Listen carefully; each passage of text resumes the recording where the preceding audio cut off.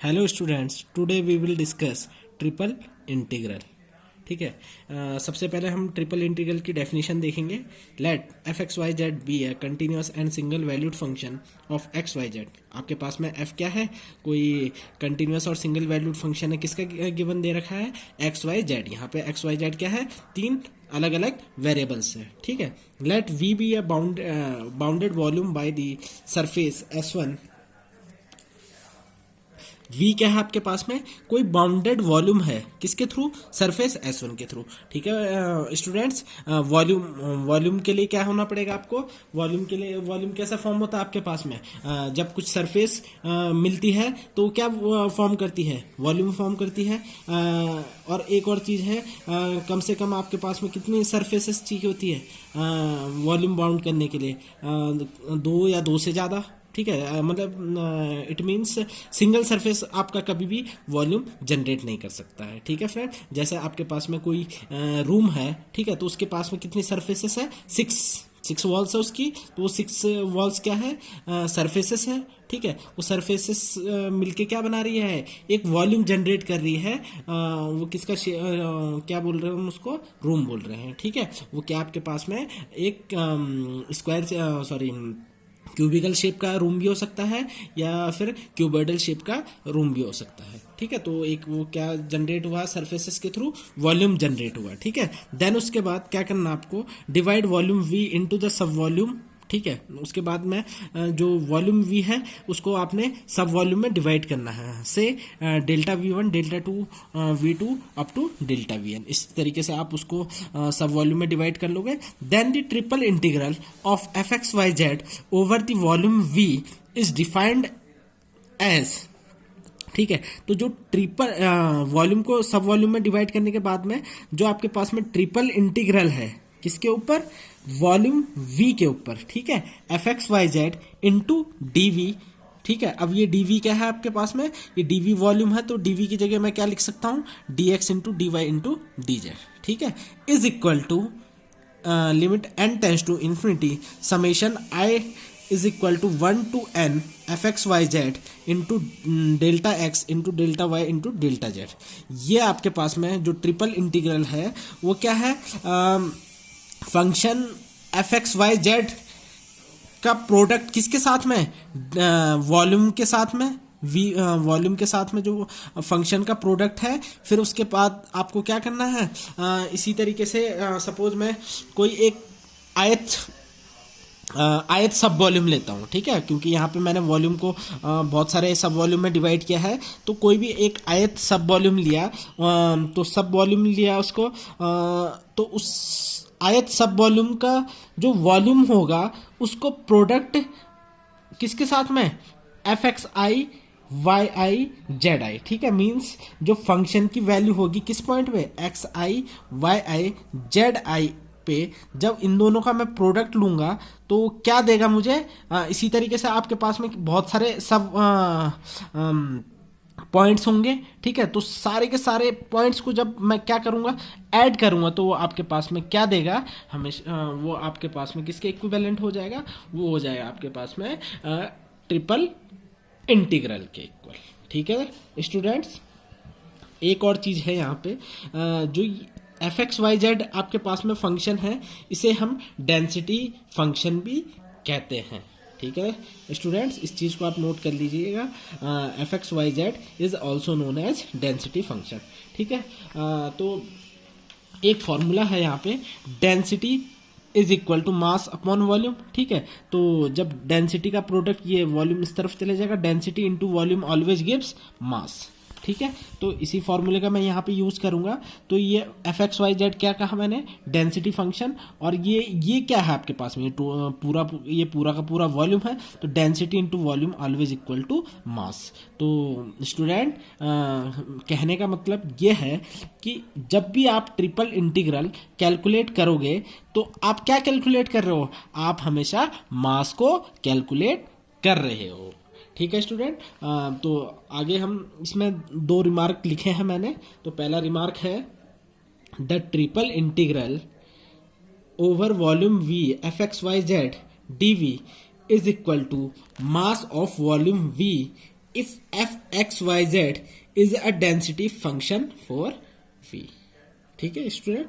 Second remark है, if F x Y Z is equal to 1 then the triple integral, अगर आपके पास में जो डेंसिटी फंक्शन है उसकी वैल्यू कितनी हो जाएगी, 1 हो जाएगी, तो 1 हो जाएगा तो 1 into D V triple integral, तो डीवी क्या हो जाएगा, हमेशा सिंपल सी बात है, वो आपके पास में क्या रहेगा, वो वॉल्यूम ही रहेगा। ठीक है स्टूडेंट, वो क्या बच जाएगा, केवल वॉल्यूम ही बच जाएगा। Next topic is evaluation of triple integral. इसे जैसे हमने डबल इंटीग्रल में उसको इवेल्युएट करना सीखा था, उसमें क्या करते थे उसमें हम लिमिट कैलकुलेट करते थे, और वहाँ पे हमारे पास में कितने वेरिएबल होते थे, सिर्फ 2 ही वेरिएबल होते थे। यहाँ पे क्या होगा, यहाँ पे एक एडिशनल वेरिएबल आ जाएगा z, ठीक है, और यहाँ पे हमें तीनों वेरिएबल की लिमिट फाइंड करना होगा। ठीक है, the triple integral F x Y Z over volume v is evaluated by 3 integrals. ठीक है, तो 3 वेरिएबल्स होंगे, तो आपको कितने इंटीग्रल्स की रिक्वायरमेंट होगी, 3 इंटीग्रल्स की। Suppose we have the following limits for volume v। अगर आपके पास में सपोज अब 3 वेरिएबल होंगे, तो तीनों वेरिएबल की क्या होगी, आपके पास में लिमिट आपको फाइंड करनी पड़ेगी। या तो जो क्वेश्चन आपके पास में एग्जाम में पूछा जाएगा, या तो उसमें आपके पास में लिमिट्स गिवन होगी, या फिर आपको लिमिट्स फाइंड करनी होगी। चांसेस आपके पास में क्वेश्चन आने के ये हो सकते हैं कि आपको लिमिट खुद ब खुद फाइंड करनी होगी। ठीक है, तो सपोज जेड की जो लिमिट है वो क्या है, f1 xy to z is equal to f2 xy। Means जो z है आपके पास में वो कहाँ से वेरी कर रहा है, वो वेरी कर रहा है एक फंक्शन जो एक्स वाई का है वहां से लेकर दूसरा कोई एक और फंक्शन है जो भी किसका है, एक्स और वाई का है। इसी टाइप में वाई कहां से वेरी कर रहा है, Y is equal to y1 x2 y2 x। वाई भी कहां से वेरी कर रहा है, इस तरीके का एक फंक्शन है जो किसका है, सिर्फ x का है। कहां तक वेरी कर रहा है, कोई दूसरा फंक्शन है जो किसका है, x का है। और थर्ड क्या है, जो x की लिमिट है वो क्या है, x is equal to a to x is equal to b। यहाँ पे x की जो लिमिट है आपके पास में वो क्या है, कांस्टेंट लिमिट्स है। ठीक है फ्रेंड्स, ये जरूरी नहीं है इसी पैटर्न में हो। ठीक है, आपके पास में सपोज कोई जेडी आपके पास में क्या हो, कांस्टेंट लिमिट दे रखी हो, और वाई की लिमिट किस में दे रखी हो, आपके पास में एक्स और जेड में। तो ये कोई सा भी रूल हो सकता है, लेकिन मेरा काम यहाँ पे आपको कॉन्सेप्ट समझाने का है। ठीक है स्टूडेंट्स, तो इसके बाद में ये आपके पास में लिमिट्स हो गई।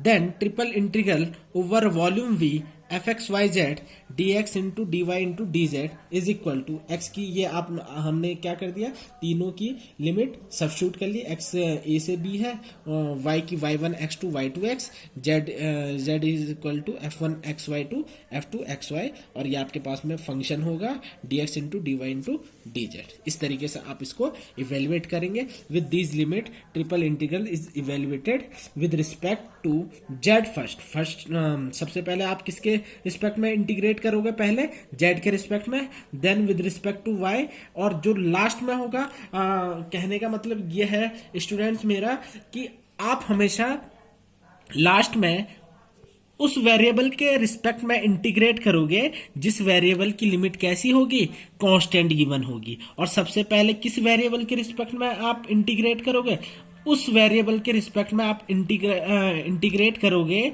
जिस वेरिएबल की लिमिट बाकी 2 के कॉम्बिनेशन में गिवन होगी। ठीक है फ्रेंड्स, तो सबसे पहले आप किस वेरिएबल के रिस्पेक्ट में इंटीग्रेट करोगे, उस वेरिएबल के रिस्पेक्ट में जिस वेरिएबल की लिमिट बाकी 2 और वेरिएबल के कॉम्बिनेशन में गिवन होगी। ठीक है, और लास्ट में किसके रिस्पेक्ट में करोगे, जिस वेरिएबल की लिमिट आपके पास में कांस्टेंट गिवन होगी। इस प्रोसीजर को हमेशा आप लोग नोट करिएगा। ठीक है, और अपने ये जो मैंने अभी बताया है ये आपको क्वेश्चन सॉल्व करने में हेल्प करेगा। ठीक है, और कभी कभी क्वेश्चंस ऐसे भी गिवन हो सकते हैं कि तीनों की लिमिट आपके पास में कांस्टेंट गिवन हो, तो वहां पे कोई प्रॉब्लम नहीं आएगी, उसको हम डायरेक्टली इंटीग्रेट कर लेंगे। ठीक है स्टूडेंट, तो इसी तरीके से हम कुछ क्वेश्चंस करेंगे। ठीक है, कुछ क्वेश्चंस करेंगे। सो सबसे पहला क्वेश्चन है स्टूडेंट्स, इवेल्युएट इंटीग्रेशन टू यहाँ पे लिमिट है 2 से 4, 0 से x, 0 to x plus Y. ये फंक्शन आपके पास में गिवन है, फंक्शन की वैल्यू क्या है, z into D Z into D Y into D X. ठीक है स्टूडेंट्स, तो यहाँ पे मुझे देखना है कि ये किसके रिस्पेक्ट में, यहाँ पे आपके पास में कोई लिमिट डिफाइन नहीं की है, ये किसकी लिमिट है, ये किसकी लिमिट है, ये किसकी लिमिट है।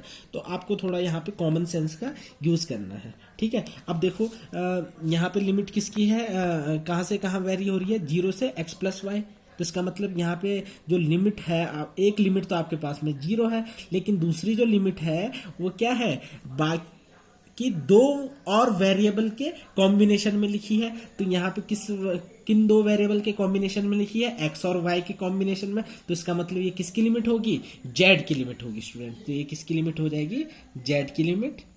ठीक है, और उसके बाद में ये z की लिमिट हो गई। अब यहाँ पे नेक्स्ट क्या है, 0 टू x। ठीक है, अब यहाँ पे किसके रिस्पेक्ट में है ये लिमिट, सॉरी ये किस वेरिएबल के रिस्पेक्ट में होगी स्टूडेंट्स लिमिट, ये होगी आपके y वेरिएबल के रिस्पेक्ट में। क्योंकि y किसका फंक्शन होगा, किसी एक फंक्शन के लिमिट में दिया है। ठीक है, यहाँ पे x जो लिमिट दी गई है वो किसी दूसरे वेरिएबल की, अब z वेरिएबल की लिमिट तो हमने फाइंड कर ली, तो बचा y। तो ये इसका मतलब ये किसकी लिमिट होगी आपके पास में, ये होगी y की लिमिट। ठीक है, और ये आपके पास में कांस्टेंट लिमिट्स बची हैं, तो ये कांस्टेंट लिमिट किसकी हो जाएगी फ्रेंड्स, x की। ठीक है, तो इसी तरीके से हम इसको इंटीग्रेट कर लेंगे। इंटीग्रेशन करना बहुत आसान है स्टूडेंट्स। सबसे पहले हम किसके रिस्पेक्ट में कर लेंगे, z के रिस्पेक्ट में। तो z का क्या हो जाएगा, जेड स्क्वायर अपॉन 2। ठीक है, z की लिमिट हो जाएगी 0 टू x प्लस वाई। ठीक है, इस लिमिट को सब्स्टिट्यूट करने के बाद हमारे पास में फंक्शन ये बच जाएगा। ठीक है, देन उसके बाद किसके रिस्पेक्ट में करेंगे, y के रिस्पेक्ट में। मैंने कहा था सबसे आखिर में हम किसके रिस्पेक्ट में करेंगे, जिस वेरिएबल की लिमिट कैसे गिवन होगी, कांस्टेंट गिवन होगी। तो यहाँ पे किसकी लिमिट कांस्टेंट है, x की, तो x की लास्ट में करेंगे। तो यहाँ पे हम करेंगे y के रिस्पेक्ट में इंटीग्रेट। तो y के रिस्पेक्ट में इंटीग्रेट करना बहुत आसान है, आप इसको इंटीग्रेट कर लीजिएगा। फिर उसके बाद में y की लिमिट सब्स्टिट्यूट कर देंगे। ठीक है, y की लिमिट क्या है, 0 टू x। ठीक है, y की लिमिट सब्स्टिट्यूट करने के बाद हम finally we integrate with respect to x। ठीक है, विद रिस्पेक्ट टू x हमारे पास में क्या हो जाएगा, जो इंटीग्रल आएगा वो ये आ जाएगा। ठीक है, और जो x की लिमिट है वो क्या है, 2 टू 4। ठीक है, तो ये 2 टू 4 सब्स्टिट्यूट करने के बाद में आपके पास में जो आंसर आ रहा होगा वो आएगा 70। ठीक है फ्रेंड्स, इस तरीके से हम क्या करेंगे, एक और क्वेश्चन देखते हैं। इवेल्युएट इंटीग्रेशन 0 टू a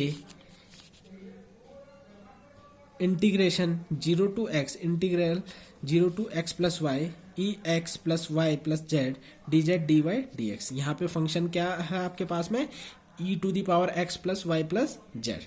ठीक है स्टूडेंट्स, तो ये देखो यहाँ पे भी क्या है, यहाँ पे लिमिट्स आपके पास में डिफाइन नहीं की गई है, ये जेड की है या ये वाई की है या ये एक्स की है।